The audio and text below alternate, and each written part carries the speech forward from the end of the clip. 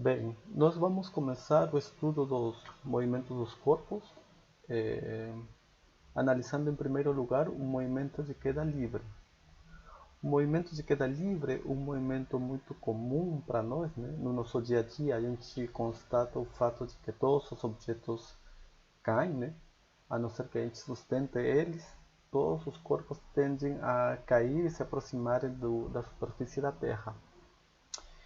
Este movimento de queda livre é muito importante para nós porque é um dos primeiros fenômenos da natureza que a gente tenta dar alguma explicação de por que ele acontece.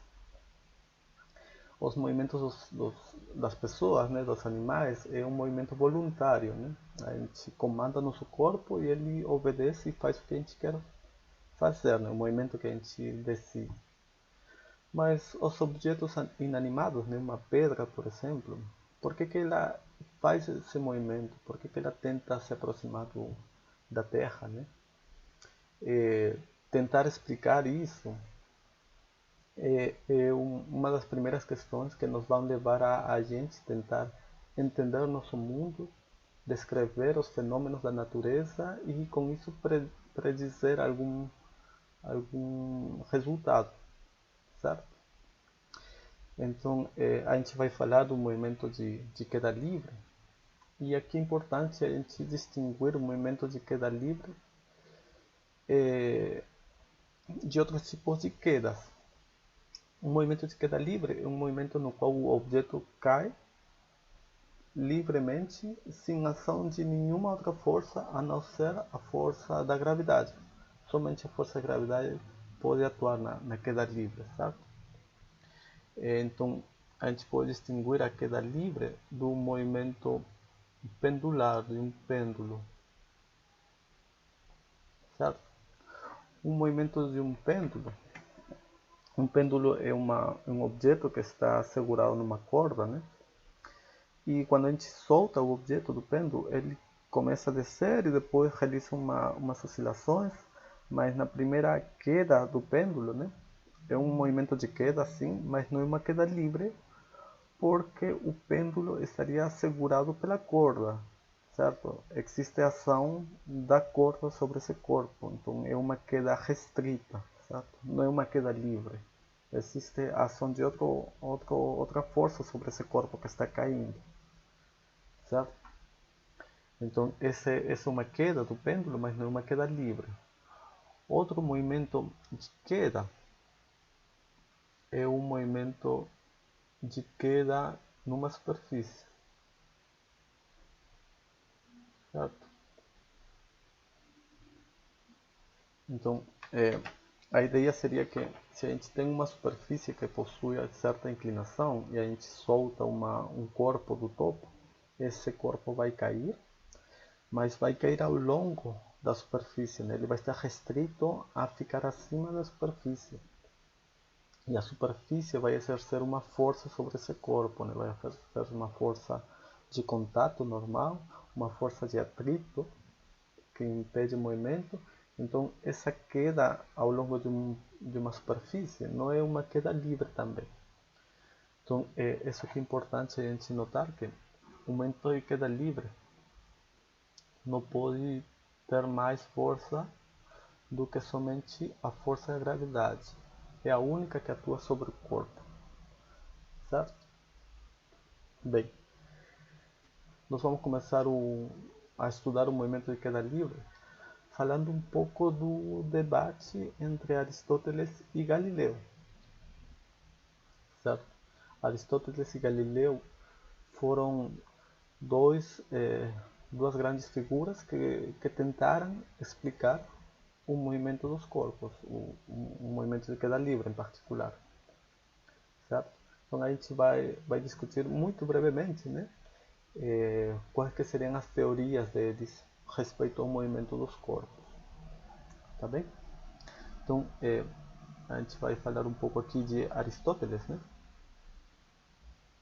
Aristóteles, que foi discípulo do Platão, que foi discípulo do Sócrates, por sua vez, né? Então é um dos três grandes filósofos gregos, né? E ele a época dele foi mais ou menos 300 anos antes de Cristo.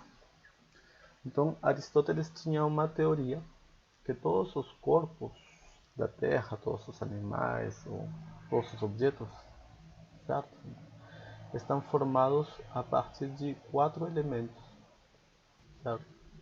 Esses elementos seriam a terra, a água, o fogo e o ar, certo? São nomes dos 4 elementos importantes para Aristóteles, certo? Então todos os corpos teriam uma parte do elemento terra, uma parte de água, uma parte do elemento fogo e uma parte do elemento ar, em distintas proporções, né? E esse aqui vai ser um ponto importante. Aristóteles vai dizer: os movimentos dos corpos, os movimentos naturais dos corpos, dependem da sua composição. Depende de quanto de terra, quanto de água, quanto de ar esse corpo tem. Okay? Então Aristóteles vai dizer que os corpos realizam movimentos, certo? São movimentos naturais que dependem de sua composição, ou seja, das suas proporções dos elementos. Okay? Então essa aqui é uma maneira do Aristóteles explicar por que os objetos se movem da forma que se movem. Por exemplo, uma pedra, segundo a teoria de Aristóteles, ela teria mais do elemento terra e pouco do elemento ar. Por isso que uma pedra ela tenderia mais o movimento natural da pedra seria se aproximar da terra, enquanto que o fogo ou o ar, né? Ou a fumaça, por exemplo, elas teriam mais do elemento fogo o ar.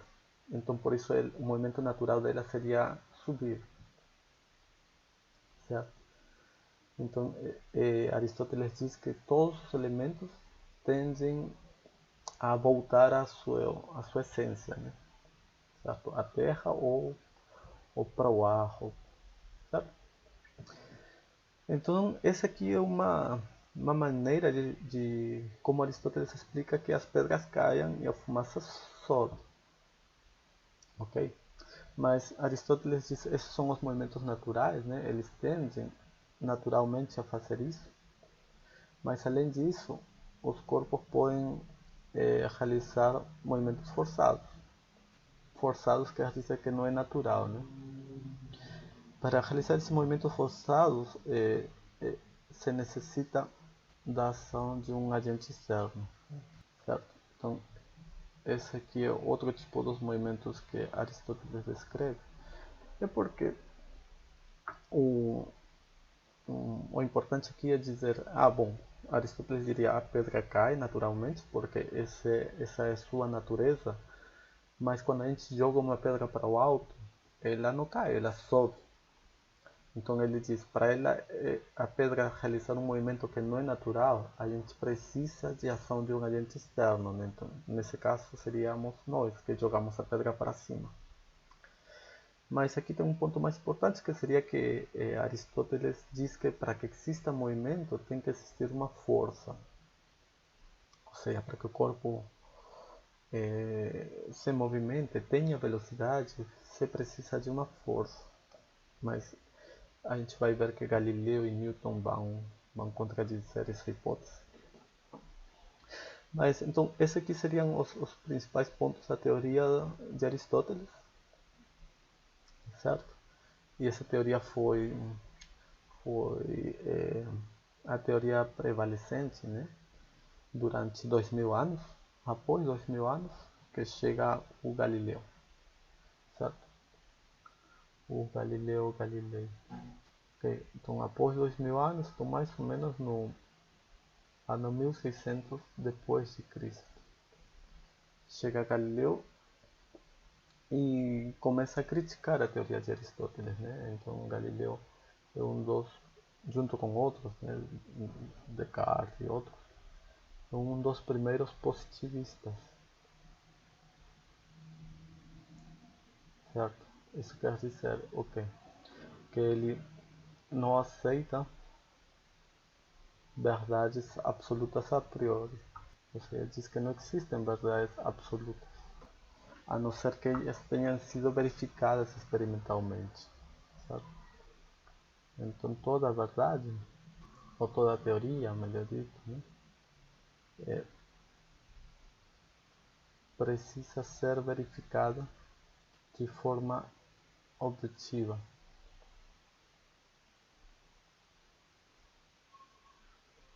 E experimental.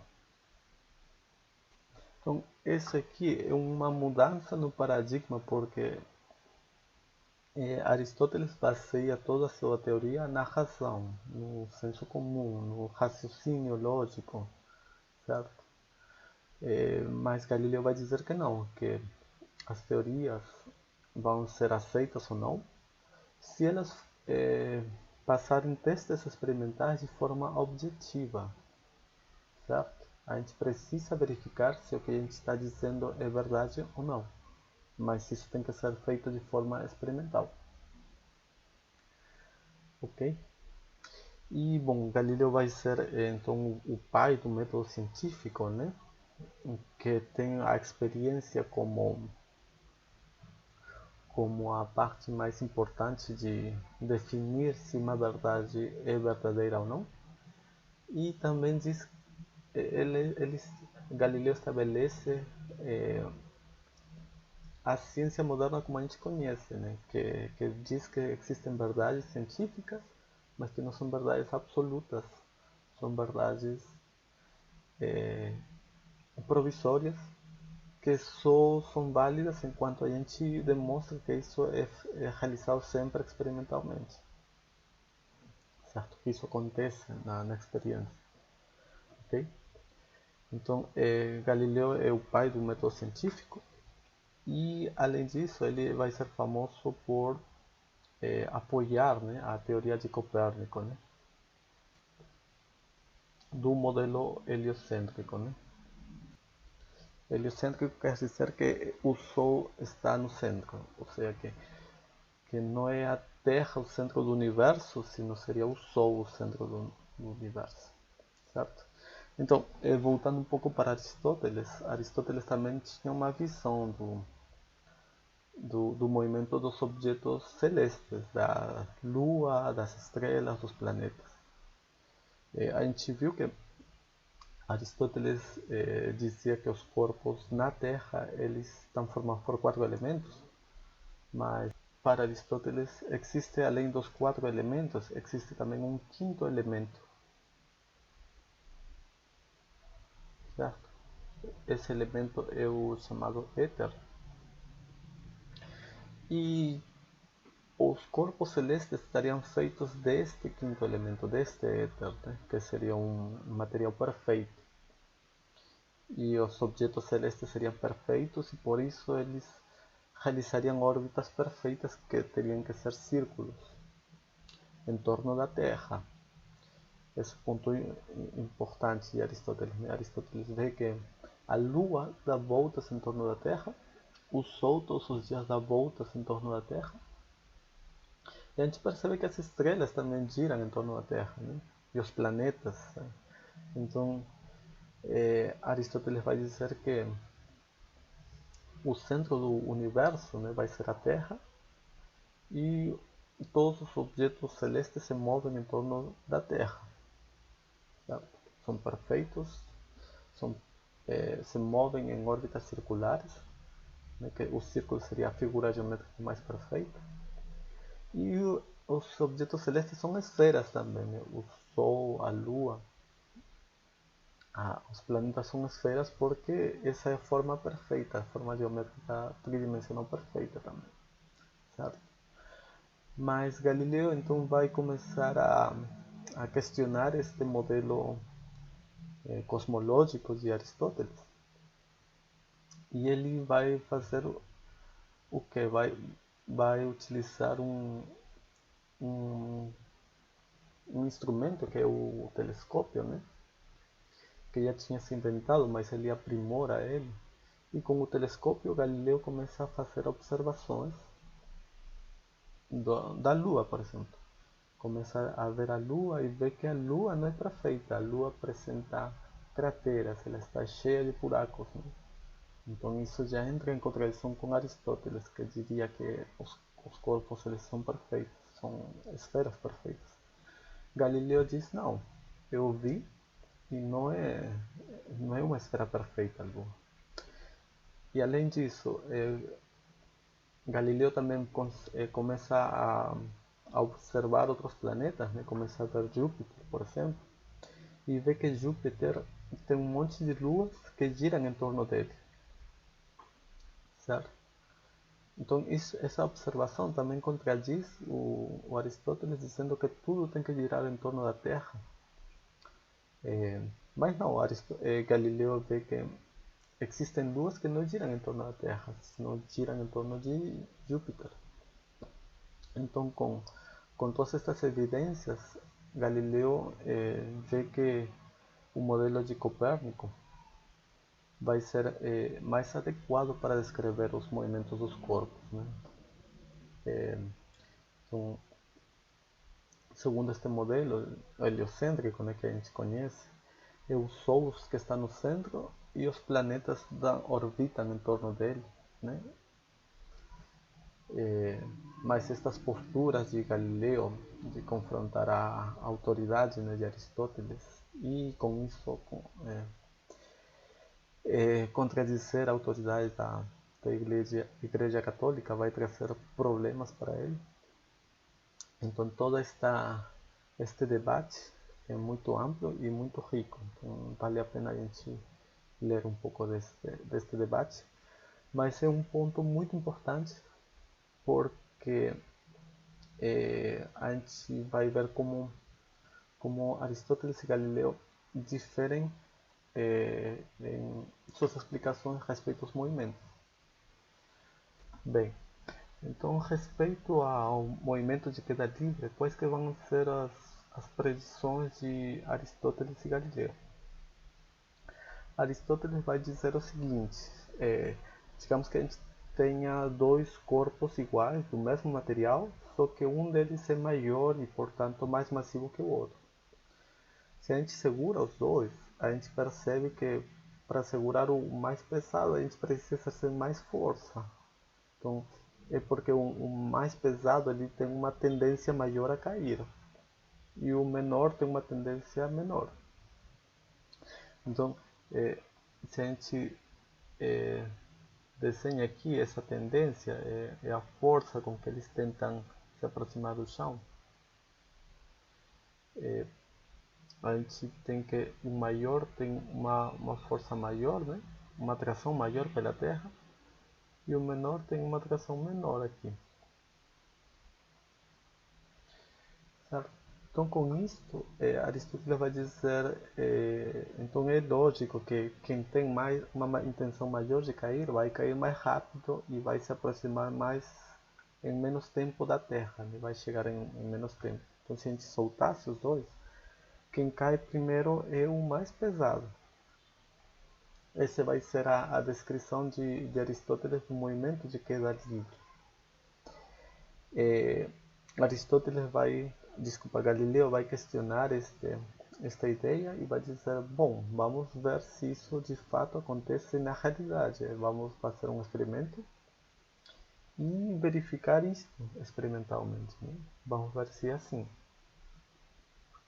E é assim que Galileu propõe seu famoso experimento da Torre Inclinada de Pisa, certo? Eu experimento, esse aqui é um experimento mental, eu coloquei aqui mental, porque este experimento se pensava, né, ou algumas pessoas pensam que ele de fato aconteceu, um discípulo de Galileu escreveu que foi feito de fato, mas parece que não, que esse aqui foi um experimento mental que Galileu deu para seus discípulos para mostrar por que o argumento de Aristóteles não poderia ser válido, certo? Então esse é um experimento mental.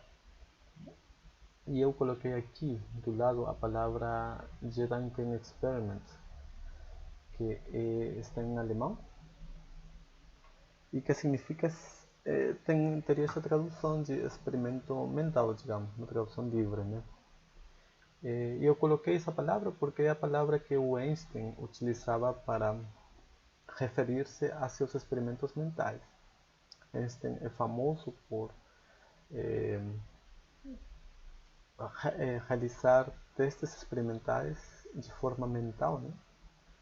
Para verificar se tinha alguma inconsistência, alguma coisa errada nas teorias, né? Ele se pergunta, por exemplo, o que aconteceria se a gente pudesse viajar acima de um raio de luz, né? Como que a gente veria o mundo? Esse, esse é um famoso experimento mental de Einstein que levou a ele a chegar até a teoria da relatividade especial. Einstein também tem outro experimento famoso mental, onde ele analisa a queda livre de um elevador, né? E esse experimento vai levar a ele a desenvolver toda a sua teoria da relatividade geral, certo? Existe outro famoso experimento mental que seria o experimento mental de Schrödinger, certo? O famoso gato de Schrödinger. Esse experimento mental de Schrödinger, ele tenta colocar em evidência certas inconsistências da teoria quântica, certo? Dando a entender que a possibilidade, a mecânica quântica daria a possibilidade de termos um gato que está em estado vivo e morto ao mesmo tempo. São umas observações a respeito a experimentos mentais famosos, né? Mas eu acho que é legal falar disso porque um dos primeiros a utilizar experimentos mentais foi o Galileu, com esse experimento da Torre de Pisa. E que esse experimento mostra exatamente isso, verificar a consistência lógica das teorias, das nossas visões do mundo. Okay? Então, esse aqui foi somente um parênteses. E então, qual que seria o experimento mental da Torre de Pisa de Galileu, né? Então Galileu vai dizer assim: vamos verificar a hipótese de Aristóteles. Vamos ver se o que ele está falando está certo ou não. Como que a gente faz? Vamos realizar um experimento, vamos levar os objetos que ele propôs, né? Os dois iguais, um pesado e um menor, juntos. Vamos levantar eles até a Torre de Pisa e soltar eles e ver se de fato o maior cai primeiro. Certo? Então nós vamos imaginar que nós subimos até a Torre de Pisa, né? A gente sobe, então você estaria aqui, né? Você leva os dois corpos, o mais massivo e o menor, e solta eles juntos. Vamos ver o que acontece. Se Aristóteles estiver certo, né? E soltamos os dois corpos ao mesmo tempo, mas amarrados por uma corda, o que aconteceria? Então, a ideia é a seguinte: a gente vai levar esses dois objetos, mas vamos soltar eles desde o alto, estando segurados por uma corda aqui. Certo? Então a gente vai soltar os objetos e, segundo Aristóteles, né, quem cairia primeiro, né, seria o mais pesado. Esse aqui teria uma aceleração maior, né, ganharia mais velocidade também. E esse aqui iria mais devagar, com uma aceleração menor e com uma velocidade menor também. Certo? Então se a gente solta os dois, mas solta de tal forma que eles estão amarrados por essa corda, o maior se adianta, né, vai mais rápido, o menor fica para trás, e como tem essa corda que segura eles, após um certo tempo eles vão ficar na vertical, um acima do outro, né? A corda vai ficar esticada E esse aqui vai ser importante. A corda esticada vai exercer uma força sobre o maior, que vai tentar ele levar para cima, né? Então, o maior estava caindo, né? Ele tinha essa intenção de cair aqui. Ele tinha essa força que atrai para o chão, mas a corda exerce outra força sobre o corpo que tenta levar ele para cima, certo? Então é isso que aconteceria.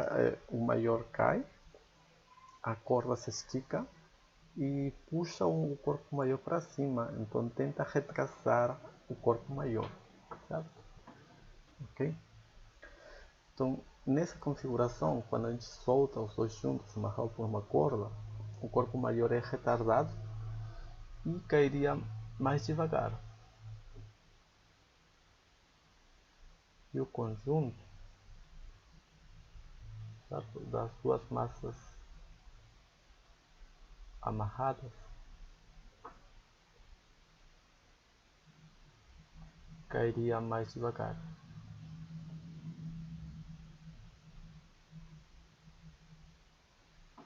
Certo? Mas o conjunto das duas massas juntas é mais massivo, porque estão as duas massas juntas. E ao ser mais massivo, ele teria que cair mais rápido, não poderia cair mais devagar. Segundo Aristóteles, a mais massa, mais rápido cai. Então as duas juntas é o conjunto mais massivo e teria que cair mais rápido. Mas a gente está vendo que teria que cair mais devagar. Então essa aqui é uma contradição, certo? As duas massas amarradas teria que cair mais devagar, certo? Mas isto contradiz a hipótese de Aristóteles, de que a maior massa, mais rápido cai o corpo, mais rápida a queda, certo? Então, embora esse experimento da Torre Inclinada de Pisa não seja um experimento que foi realizado de verdade, ele mostra uma inconsistência na hipótese de Aristóteles, porque se a gente supõe que Aristóteles é verdadeiro, né, como a gente começou aqui nesse experimento, após certo tempo a gente vê que a própria hipótese se contradiz a si mesma, né?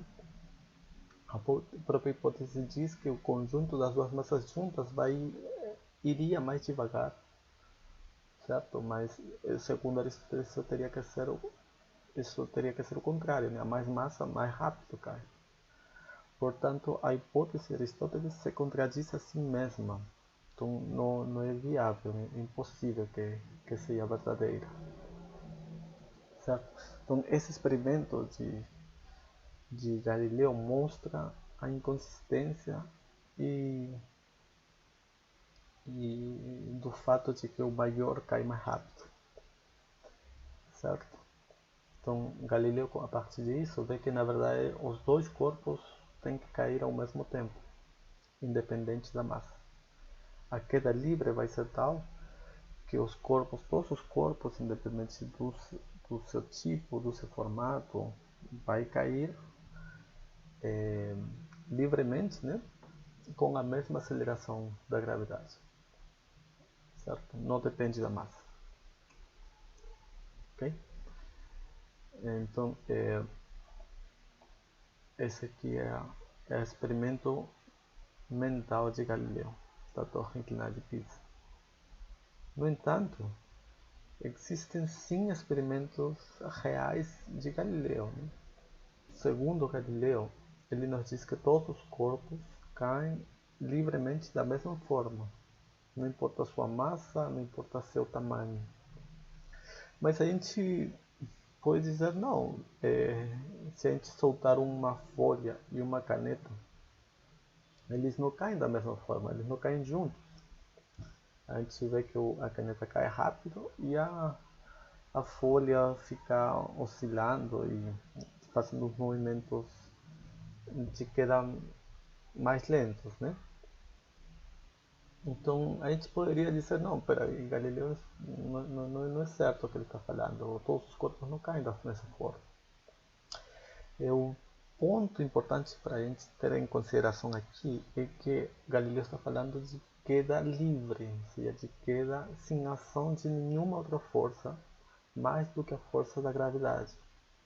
Quando a gente solta uma caneta e uma folha de papel, a gente tem a força da gravidade que atrai eles, mas existe outra força que a gente esquece às vezes, que é a força do ar do ambiente.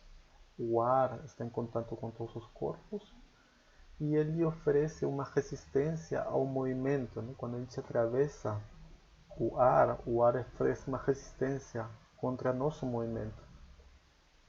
Então, quando a gente solta os objetos no ar, existe uma força do ar também, uma força de atrito, né?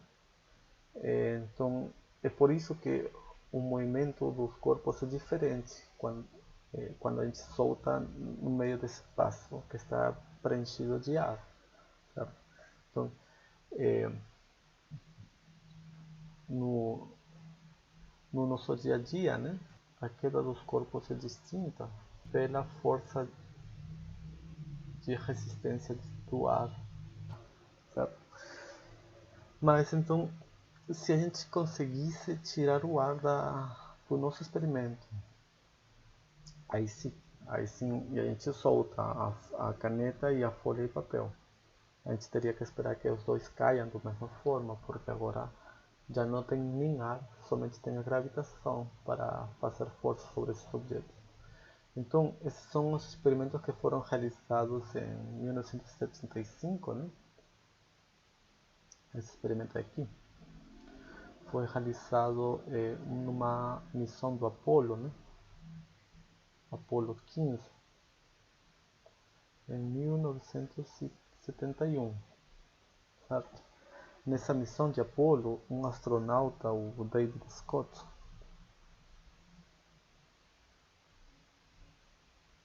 realizou a seguinte experiência. Ele tem aqui tem numa mão um martelo e na outra mão uma pena.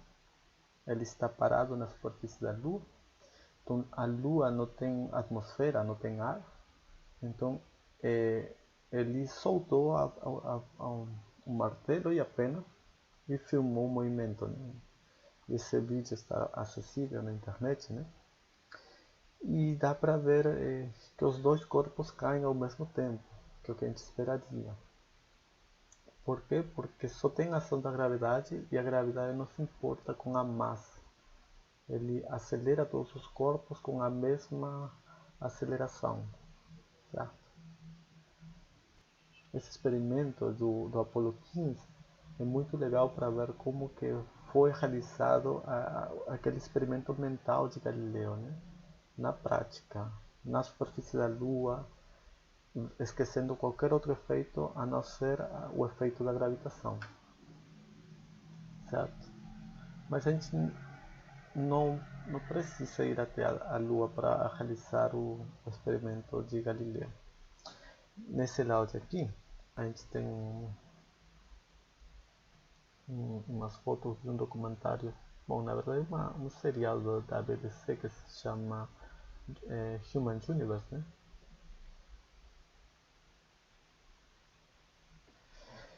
E num episódio deste seriado, o apresentador, o Brian Cox, que é um físico, ele vai visitar uma câmera de vácuo, a, a maior câmera do vácuo do mundo, né? Então, uma câmera de vácuo normalmente, né, é um recipiente onde você com uma bomba tira todo o ar de dentro, então, sem deixar quase nada lá dentro. Então, essa câmera de vácuo é uma câmera de vácuo gigantesca, que é um prédio, na verdade, né? Que é utilizado pela NASA para testar reatores nucleares ou coisas do tipo, né? E é um prédio enorme onde você tira todo o ar.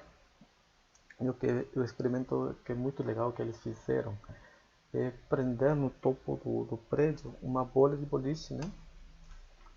e uma pena, certo? Tendo tirado já todo o ar do ambiente e se solta os dois juntos via um mecanismo sincronizado, né? De tal maneira que os dois são soltos ao mesmo tempo, dentro desse vácuo quase perfeito. E é filmado o movimento da queda livre nesse espaço vazio. E se vê como os dois corpos estão juntos o tempo todo, certo? Como se a gente tira a ação da atmosfera, do ar, os objetos caem da mesma forma no campo gravitacional, sem importar sua massa, sem importar seu formato, certo? Sua composição química, nem nada mais. Todos os objetos caem com uma mesma aceleração no campo gravitacional, certo? Então vale a pena conferir esses vídeos.